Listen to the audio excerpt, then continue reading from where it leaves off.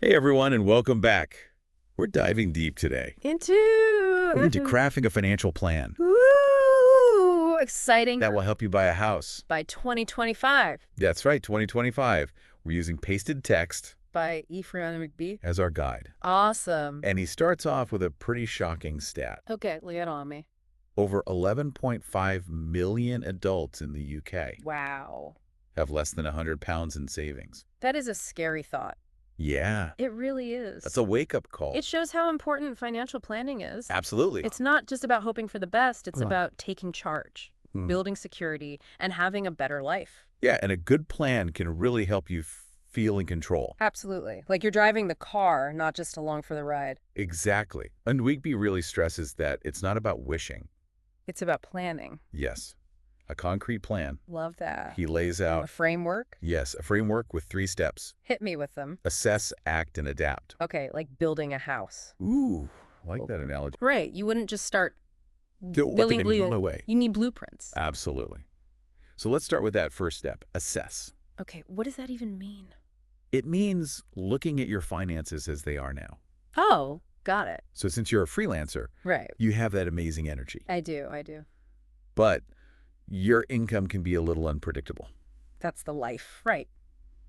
Some months are great, some not so much. Exactly. So how do we assess that? Well, we look at your average monthly income Yeah. and any projects you have coming up. Right. And we can't forget taxes. The dreaded taxes. Especially as a freelancer, you handle those differently. True. Then we look at expenses. Like my rent. Yes, all your bills, essentials, and those little splurges. Oh, you know me so well. Online shopping is my weakness.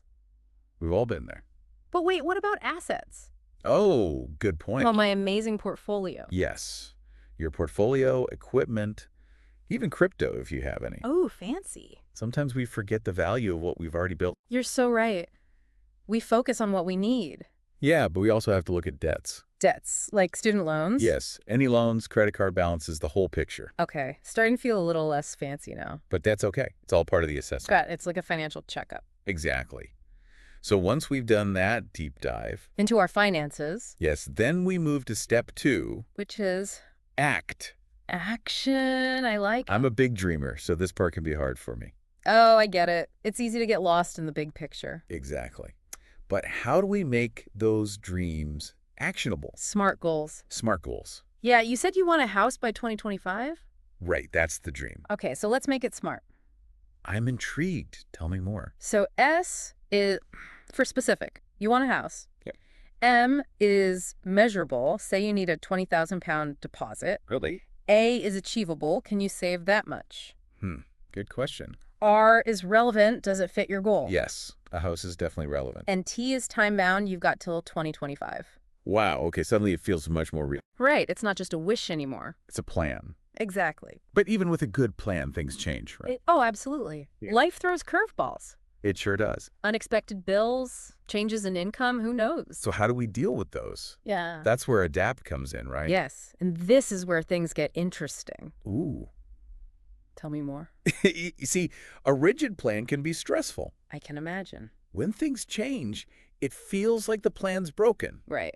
But if you build in flexibility, Okay, I like that. it becomes more like a roadmap. So how do we do that? How do we adapt? First, that emergency fund we talked about. Right, the financial cushion. Exactly.